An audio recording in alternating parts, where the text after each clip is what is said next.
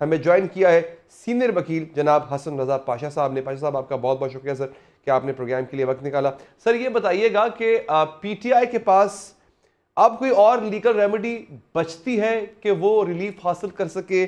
कोई और legal option है सर उनके पास इसके अलावा? पीटीआई को वेट करना पड़ेगा, और जी जो डिवीजन बेंच 9 तारीख को जिन्होंने इस केस की हियरिंग करनी है, उनके फैसले तक, चूंकि ये इंटरलोक्यूटरी ऑर्डर है जिसको हम दरमियानी ऑर्डर कहते हैं, तो उसको सुप्रीम कोर्ट में तो शायद चैलेंज ना किया जा सके। अगर वो जी। जाते हैं तो फिर देखते हैं कि क्या सुप्रीम कोर्ट उनको एंटरटेन करेगी इंटरलोक्यूटरी ऑर्डर के खिलाफ। इसलिए मेरा तो ये ख्याल है कि उनको 9 तारीख वाली हेयरिंग का वेट करके उस पर देखना पड़ेगा कि क्या वो फैसला आता है। अगर उनके खिलाफ आता है उसके बाद और 13 तारीख से पहले आ जाता है, तो फिर इनके पास एक ही रास्ता रह जाता है और वो सुप्रीम कोर्ट ऑफ पाकिस्तान है। अच्छा, लेकिन सर अब ऐसे मामला जहां पे टाइम इज ऑफ एसेंस, यानी वक्त की जो है ना वो बड़ी कमी होती है, क्योंकि तहरीक इंसाफ के लिए ये फैसला लेना बहुत ज़रूरी होगा हायर कोर्ट से, ताकि वो वक्त पे इलेक्शन से पहले कोई भी फैसला, हतमी फैसला ले सके। क्या ऐसे मामलात में अदालत बाउंड होती है कि मुकर्ररा वक्त के अंदर फैसला दिया जाए? जी, अदालत बाउंड तो नहीं होती, जी। लेकिन खुद अदालत इसको कंसिडर करती है, देखती है कि क्या मुझे ये फैसला फलां कट ऑफ डेट है उससे पहले करना चाहिए या नहीं करना चाहिए। तो अच्छा। नॉर्मली अदालतें उसको कंसिडर करके फैसला सुना देती हैं। तो यकीनी तौर पे मुझे लगता है कि अगर सिंगल जज साहब ने 9 तारीख का डीबी के लिए ये रखा है केस, हम्म। तो 9 तारीख को हेयरिंग होगी। अगर 1 या 2 दिन चले तो फिर उसका फैसला जो भी होगा उस पे फिर उसके मुताबिक अकॉर्डिंगली बात होगी कि सुप्रीम कोर्ट में जाना है, या हो सकता है कि तरीके इंसाफ के हक में फैसला आ जाए तो उनको सुप्रीम अच्छा कोर्ट ना सर, जाना बैरिस्टर पड़े। गौहर तो कहते हैं कि हम सुप्रीम कोर्ट जाएंगे, आप कह रहे हैं कि पहले डिविजनल बेंच की समाअत होगी, बाद में सुप्रीम कोर्ट जा सकते हैं। तो ये गौहर साहब क्या फुर्तियां दिखा रहे हैं, और ये बिला वजह की फुर्तियां हैं सर? यही तो यही तो इनकी फुर्तियां हैं, हम्म। जो कि इनके आड़े आई हैं। देखिए, इनको ये पता था कि हमें ग्रिल किया जा रहा है और हमें टारगेट किया जा रहा है। तो क्या ही बेहतर होता कि 20 दिन की डेट दी थी इलेक्शन कमीशन ऑफ पाकिस्तान ने, तो वो प्रॉपरली अपने आइन के मुताबिक, हम्म। अपने पार्टी के आइन के मुताबिक वो इलेक्शन करवा देते, तो शायद उनको ये दिन देखना नसीब ना होता। सही। उन्होंने फुर्तियां दिखाई पेशावर में, एक कुछ छोटा मोटा इकट्ठ करके इलेक्शन करवा दिए। आल दो कि बाकी पार्टीज ने भी ऐसे किया हुआ है, हम्म। लेकिन एक कह के एक शिकंजे में फंस गए हैं, दूसरे जो है वो निकल गए हैं पहले तेजी से। तो वो फंसने वाली बात है, ये शिकंजा में फंस गए और शिकंजे में कस लिया गया। तो अब तो ये बात है। तो यकीनन अभी आप इनके किसी जाएं किसी इनके सोशल मीडिया अकाउंट पे, इनके ग्रुप्स के मैसेजेस जी देखें, जी तो जी। जो कुछ जजेस का हाल किया जा रहा है, अगर पता नहीं उन तक पहुंचता है या नहीं, मिजरेबल कंडीशन है। ये हम्म। अभी तक नहीं सोचते, एडवेंचर कर रहे हैं। अगर इनके हक में आ गया तो वाह वाह कर देते हैं, और खिलाफ आ जाए तो बस इतनी गालियां देते हैं कि मैं आपके चैनल में बता नहीं सकता सर कि जो पता जो है, अल्फाज इस्तेमाल भुगती हुई करते है, हैं। तो ये फुर्तियां इनकी। ऐसे ही है। और दूसरी बात बड़ी अहम है कि इन्होंने 3-4 साल के इक़्तिदार में किसी पार्टी के साथ बना के नहीं रखी कि आज 175 पार्टियां रजिस्टर्ड हैं, उनमें से कोई पार्टी आगे बढ़े, इनको गले लगाए, उसके सिंबल पे ये इलेक्शन लड़े, हम्म। ताकि इनकी जो लेडीज की सीट्स हैं और माइनॉरिटीज की वो सेव हो सकें।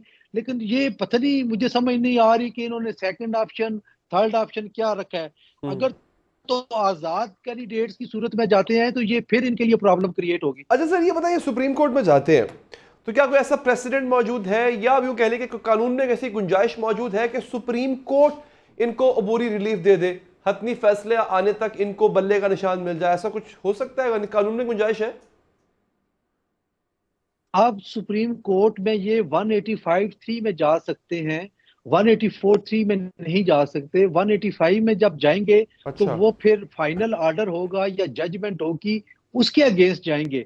तो जब वो पेंडिंग है मामला, तो मुझे नहीं लगता कि सुप्रीम कोर्ट ऑफ पाकिस्तान ऐसी सूरत में इनको एंटरटेन करेगी। इनको वापस भेजा जाएगा कि आप वहां से अपना रिलीफ ले लें। हो सकता है कि division bench Peshawar high court इनको रिलीफ दे दे। तो अगर डायरेक्टली सुप्रीम कोर्ट कॉग्निजेंस ले, सुप्रीम कोर्ट पे भी एतराज उठेंगे कि आपने इनको आउट ऑफ द वे जाके क्यों एंटरटेन किया और इनको क्यों रिलीफ दिया। तो मेरा ख्याल है कि फिर इनको वापस आना पड़ेगा पेशावर हाई कोर्ट में। अच्छा सर, ये बताइएगा कि बल्ले का निशान अगर बहाल नहीं होता और इलेक्शन में बतौर पार्टी ये रजिस्टर्ड नहीं रहेगी तहरीक इंसाफ, एक, और दूसरा ये इंट्रा पार्टी इंतखाबात ये नहीं करवाते, तो क्या पार्टी इससे डीलिस्ट भी हो जाती होती है? ऐसा भी कुछ कानूनी गुंजाइश है कि इनके साथ ये भी हो कल को आगे जाके? देखिए, जब इनका इंट्रा पार्टी इलेक्शन को इलेक्शन कमीशन ऑफ पाकिस्तान ने सेट असाइड कर दिया और ये करार दिया कि ये इलेक्शन ठीक नहीं है और जो चेयरमैन की इलेक्शन हुए हैं वो दुरुस्त नहीं है, तो फिर ना चेयरमैन है ना पार्टी है। इसीलिए तो पार्टी ना होने की वजह से बल्ले का निशान वापस ले लिया गया था। तो बड़ी सीधी सादी सी बात है कि जब पार्टी नहीं है तो निशान कहाँ से आ जाएगा, और जब निशान ही नहीं है तो फिर तमाम जो कैंडिडेट्स हैं वो एक सिंबल पे किस तरीके से पूरे पाकिस्तान में इलेक्शन लड़ेंगे। ये बहुत ही मुश्किल बात होगी। इस वक्त वाकई पीटीआई मुश्किल सूरत हाल से दो चार है। अच्छा सर, अगर आप वकील होते इनके तो आप क्या राय देते? कोई कानूनी ऑप्शन आप किसी किताब से निकाल के दिखाते हैं, जनाब ये कानूनी ऑप्शन है, ये आपको रिलीफ मिल सकता है? क्या मिल सकता है कोई रिलीफ इनको?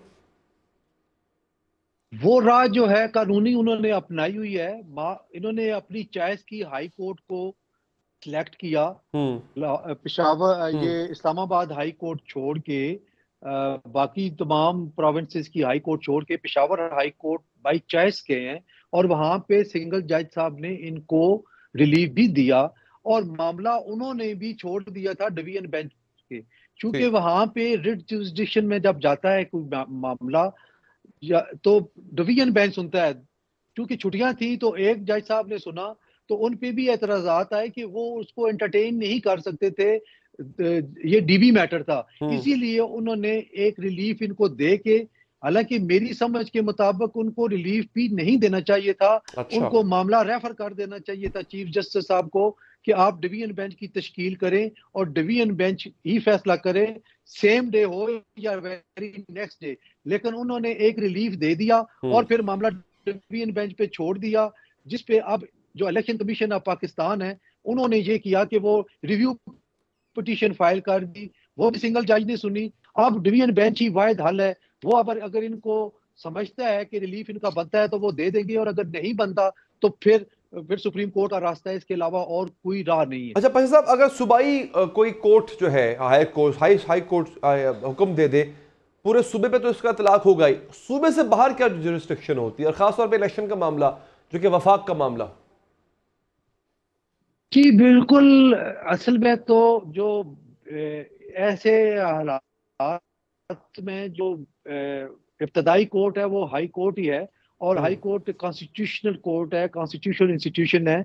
इनके पास इख्तियार है कि वो करें। वैसे अगर ये जुरिस्डिक्शन के हवाले से देखा जाए तो election commission of Pakistan Islamabad में बैठता है और इस्लामाबाद हाई कोर्ट को रिज्यू कर सकते थे, लेकिन कुछ एप्रीहेंशंस थी इनको और वो इनके हवाले से जायज भी हो सकती हैं। इसीलिए इन्होंने पेशावर हाई कोर्ट का इंतखाब किया और वहां पे अब जाहिर है छुट्टियां हैं। छुट्टियों के बाद जो वेरी फर्स्ट डे है वो 8 तारीख है। 9 को जो इनका केस लगा हुआ है डिवीजन बेंच में, तो इनको इंतजार तो करना पड़ेगा। चलें ठीक है पाशा साहब, आपका बहुत बहुत शुक्रिया, आपने प्रोग्राम के लिए वक्त निकाला।